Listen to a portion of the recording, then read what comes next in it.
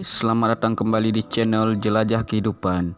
Kali ini kita akan membahas ikan yang menelan Nabi Yunus masih hidup sampai saat ini. Ya, sebelum kita membahas tentang judul kita yang tadi, marilah kita subscribe channel ini agar dapat berkembang.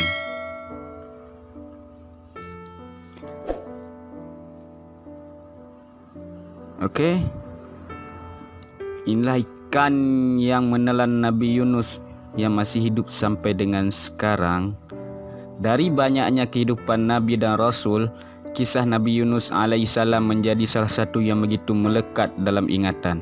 Salah satu kisahnya yang begitu terkenal adalah ketika sang Nabi ditelan oleh seekor ikan besar di tengah lautan.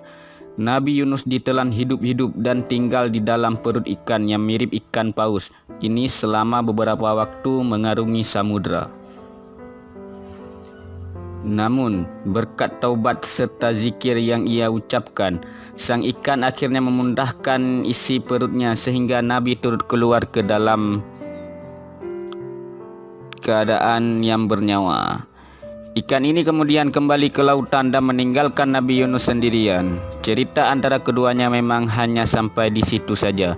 Namun di saat Nabi Yunus sudah meninggal ribuan tahun silam, sang ikan justru dianggap masih hidup hingga sekarang. Benarkah demikian? Spekulasi munculnya tentang ikan tersebut masih hidup adalah surat As-Safaat ayat 145. Allah menerangkan jika saat itu Nabi Yunus tidak bertobat, maka ia akan tinggal di dalam perut ikan sampai hari kiamat. Ayat 139. Sesungguhnya Yunus benar-benar salah seorang rasul. 140. Ingatlah ketika ia lari ke kapal yang penuh muatan. 141. Kemudian ia ikut berundi lalu dia termasuk orang-orang yang kalah dalam undian. Ayat 142. Maka ia ditelan oleh ikan besar dalam keadaan tercela. 143. Maka kalau sekiranya dia tidak termasuk orang-orang yang banyak mengingat Allah. 144. Niscaya ia akan tetap tinggal di perut ikan itu sampai hari kiamat.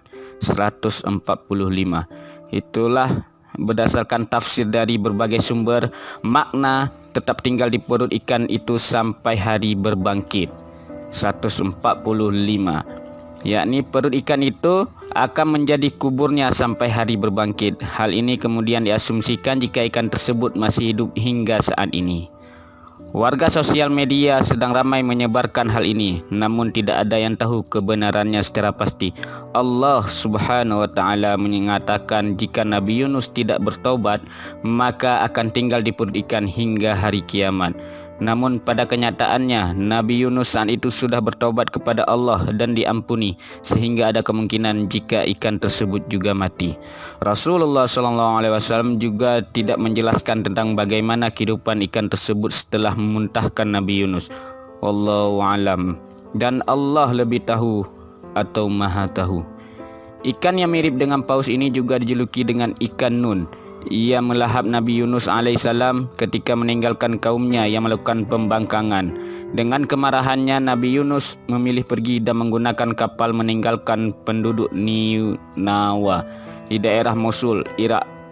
Cerita ini dikisahkan Allah Subhanahu wa taala dalam Al-Quran ketika dia pergi dalam keadaan marah. Surah Al-Anbiya ayat 87.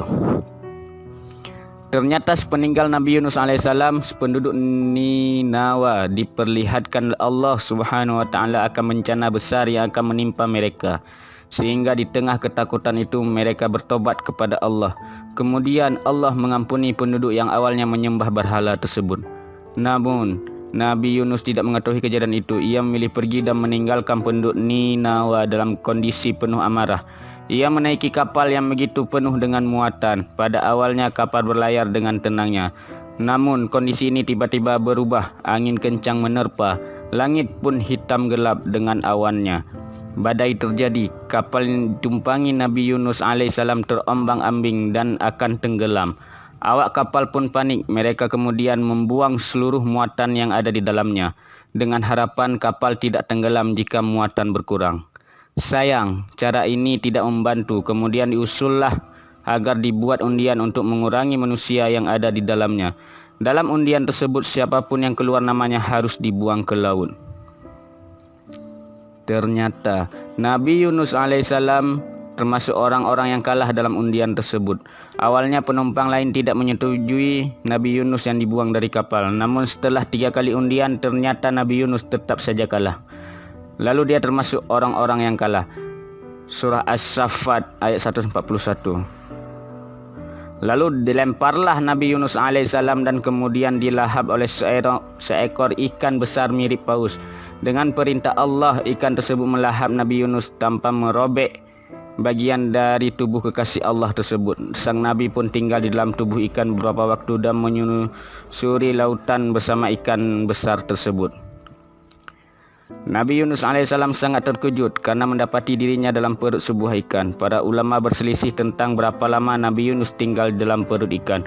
Menurut Qatadah 3 hari, menurut Abu Ja'far Shadiq 7 hari, sedangkan menurut Abu Malik 40 hari.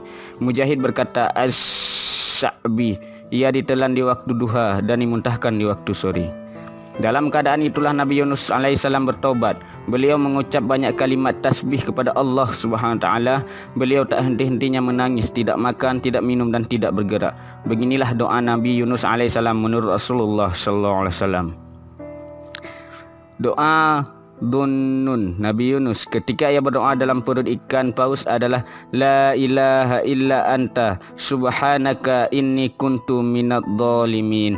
Tidak ada Tuhan yang berhak disembah kecuali Engkau. Maha suci Engkau. Sesungguhnya aku adalah termasuk di antara orang-orang yang berbuat aniaya. Sungguhnya tidaklah seorang muslim berdoa dengannya dalam suatu masalah melainkan Allah kabulkan baginya.